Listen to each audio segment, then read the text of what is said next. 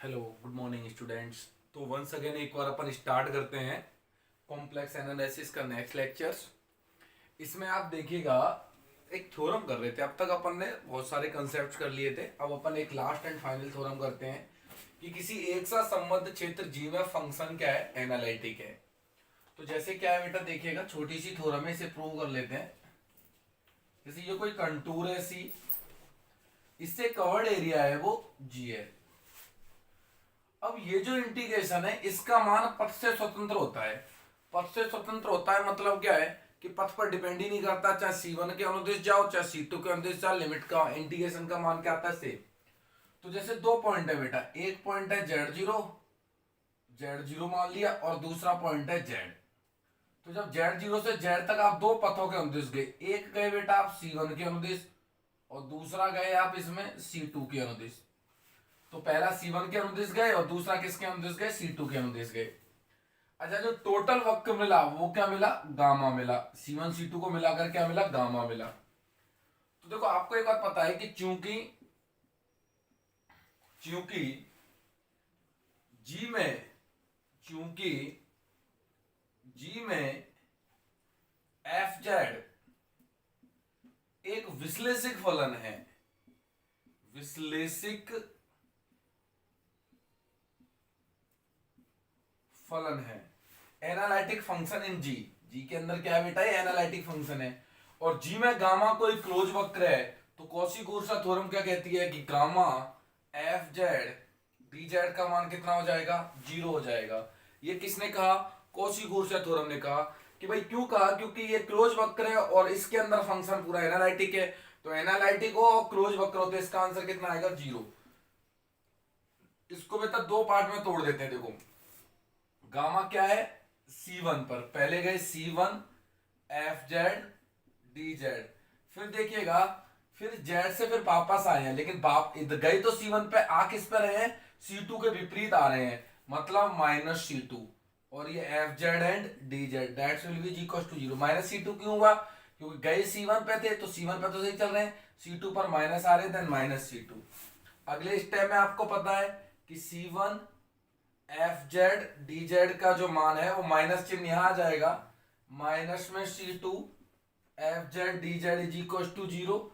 इसका मीनिंग क्या हो गया, अब जब आप इसको इधर शिफ्ट कर दोगे तो integration C1 F Z D Z का मान बराबर होगा बेटा integration C2 F Z D Z के। तो मतलब क्या हुआ कि Z0 से Z तक अगर आप चाहे C1 के अनुदेश जाओ चाहे C2 के अनुदेश जाओ, लिमिट का मान, इंटीग्रेशन का मान क्या आएगा, सेम। और ये कंसेप्ट अपन आगे बहुत बार यूज करेंगे कि अगर फंक्शन एनालिटिक है, आपकी नजर पड़ेगी यहां पर, अगर ये एनालिटिक है तो इंटीग्रेशन का मान पथ पर डिपेंड नहीं करेगा। आप किसी की पथ के अनुदिश जाओ, लिमिट का मान क्या आएगा, हमेशा सेम आएगा, इंटीग्रेशन का मान क्या आएगा, हमेशा सेम आएगा। तो ये अपनी लास्ट थ्योरम थी, छोटी सी थ्योरम है, आप लोग इसे उतारें, ठीक है। बाकी अपन नेक्स्ट थ्योरम देखते हैं, वो अपन क्वेश्चंस पे आते हैं बेटा। इसके इंपोर्टेंट क्वेश्चन है, उनको करते हैं। तो देखिएगा क्वेश्चन एक बार, मैं इसे मिटाता हूं, जस्ट 1 सेकेंड।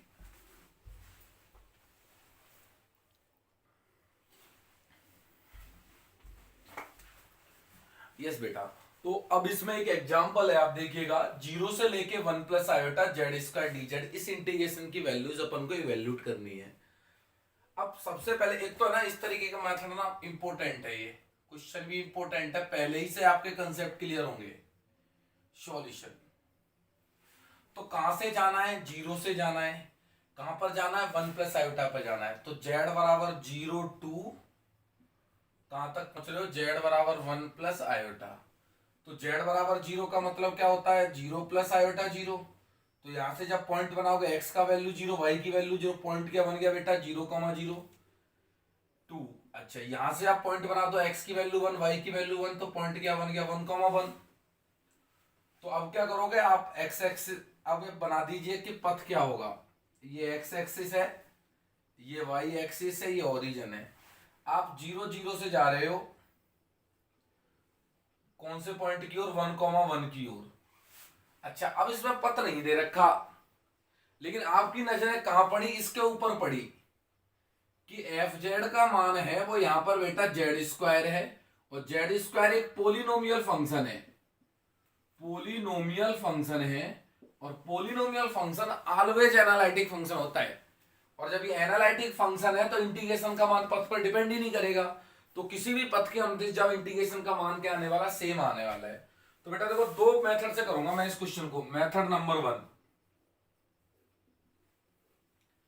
अब ये तो पता लग गया कि फंक्शन एनालिटिक है सर, चाहे आप सीधे जाओ, चाहे ऐसे जाओ, चाहे ऐसे जाओ, किसी भी पथ के अनुदिश जाओ, इंटीग्रेशन का मान क्या आएगा, सेम आएगा। तो सबसे पहले देखिएगा, मैं इस लाइन के अनुदिश गया, सीधी रेखा के अनुदिश गया, ये लाइन के अनुदिश गया, तो इस लाइन की समीकरण निकालूंगा मैं। मान लीजिए ओ बी, ये ओ बी हो गया, इसकी समीकरण। तो ओ बी की समीकरण, फॉर्मूला पता है मुझे, y minus Y one, Y two minus Y one, X two minus X one, X minus X one, ये फॉर्मूला है। इस पॉइंट का नाम दीजिए X one comma Y one, इसको नाम दीजिए X two comma Y two, और इक्वेशन लिख दीजिएगा। तो y minus zero Y one का मान, फिर Y two that means one minus zero, one minus zero, और ये x माइनस जीरो। आपने इसे सॉल्व किया तो y बराबर क्या आ गया, x आ गया। तो इस पथ का नाम कितना आ गया बेटा, y बराबर x पथ आ गया। तो किस पे अनुदिश चल रहे हो, पहला मेथड है जब आप b की ओर सीधा जा रहे हो, रेखा के अनुदिश, y बराबर x के अनुदिश। अच्छा दूसरी बात, y का मान कितना है, x है, लेकिन dy का मान क्या हो जाएगा यहाँ पर बेटा, dx हो जाएगा। dy का मान क्या हो जाएगा, dx हो जाएगा। तो आपको i चाहिए, तो i की वैल्यू कितनी है, 0 से लेके 1 plus iota Z square D Z.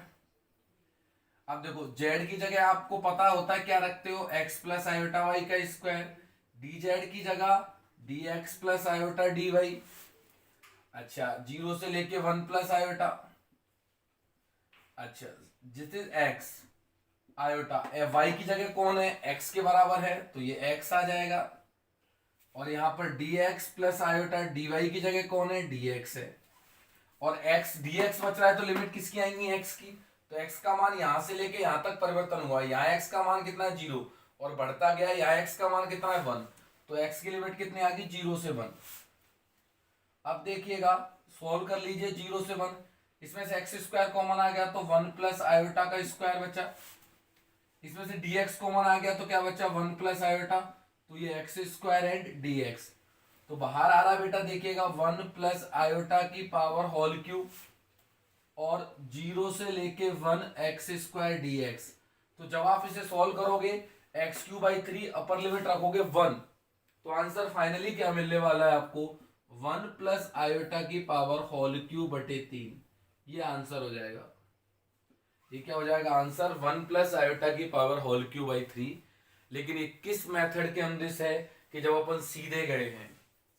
अब मेथड नंबर सेकंड में देखो बेटा मैं क्या करने वाला हूं, मैं पहले 0 से जाऊंगा, किसी भी पथ के अंदर जाऊंगा आंसर तो सेम मिलने वाला है, ये तो एनालिटिक ने बात करी। तो मैं पहले जाऊंगा 0 से a, पॉइंट का नाम 1,0, फिर a से जाऊंगा मैं b, ठीक है कि नहीं है, पहले तो ऐसे गया सीधा, अब उल्टा जाऊंगा o से a और फिर a से b, और दिखाऊंगा देखो मान क्या आएगा, सेम आएगा। तो आप उतारिएगा, मैं इसे मिटाता हूं। मेथड नंबर सेकंड,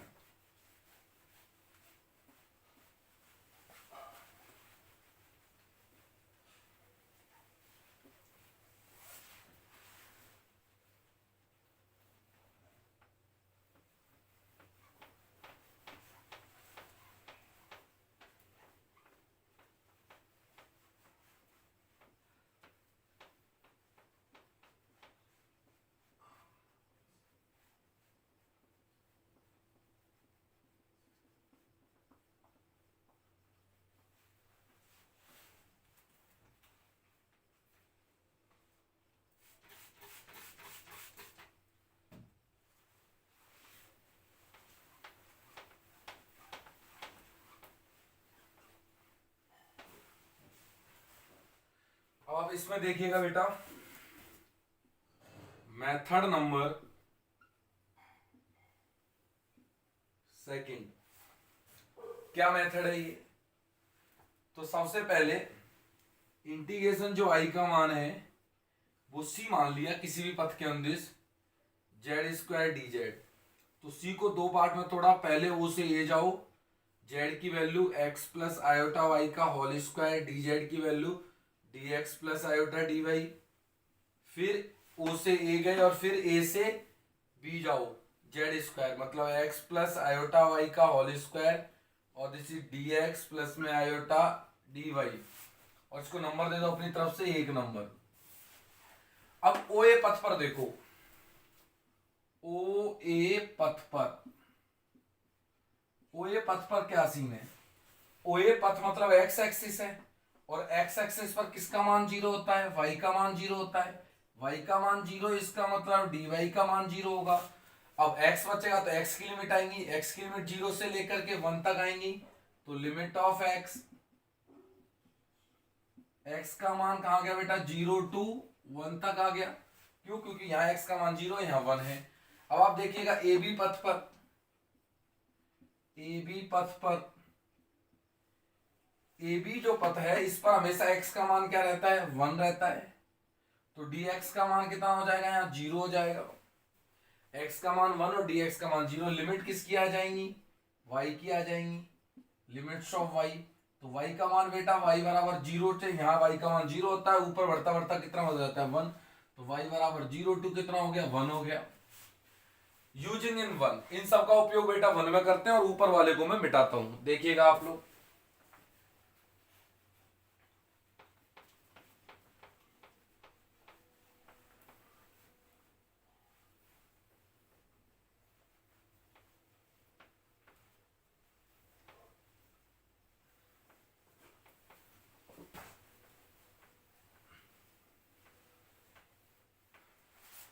रखिएगा I is equal to integration, देखो पहले वाले में y भी 0 हो जाएगा, dy भी 0 हो जाएगा, तो y0 dy 0 क्या बचेगा, x स्क्वायर dx, क्या बचेगा, x स्क्वायर dx, और लिमिट आएंगी x की लिमिट कहां से कहां तक है, 0 से लेके 1 तक के लिए, तो 0 से लेकर के 1 हो जाएगा।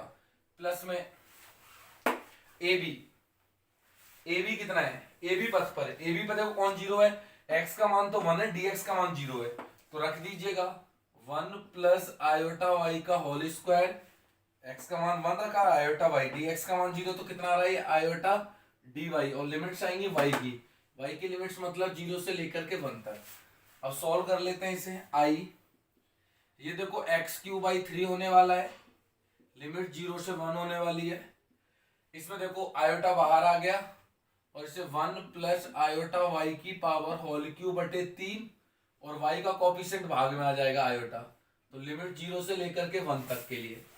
अगले स्टेप में i इज इक्वल टू, ऊपर अपर लिमिट रखी तो ओनली 1/3, 0 पर तो 0 हो जाएगा, आयोटा से आयोटा कट गया, पहले 1 रख दीजिएगा, तो 1 प्लस आयोटा की पावर होल क्यूब बटे 3, फिर 0 रख दीजिएगा तो कितना आ जाएगा 1/3, 1/3 से 1/3 कट जाएगा, तो फाइनल आंसर कितना बच रहा है 1 प्लस आयोटा की पावर होल क्यूब बटे 3, और यही आंसर आपको पहले मेथड में मिला था। तो आपने क्या देखा, चाहे भैया मेथड आप कोई सा भी यूज करो, अगर फंक्शन एनालिटिक है तो इंटीग्रेशन का मान पथ पर डिपेंड नहीं करता, ये हमेशा किस पर डिपेंड करता है, स्टार्टिंग और लास्ट के पॉइंट पर डिपेंड करता है। तो ये आप क्वेश्चन बाकी के नेक्स्ट लेक्चर्स में देखिएगा। Thank you.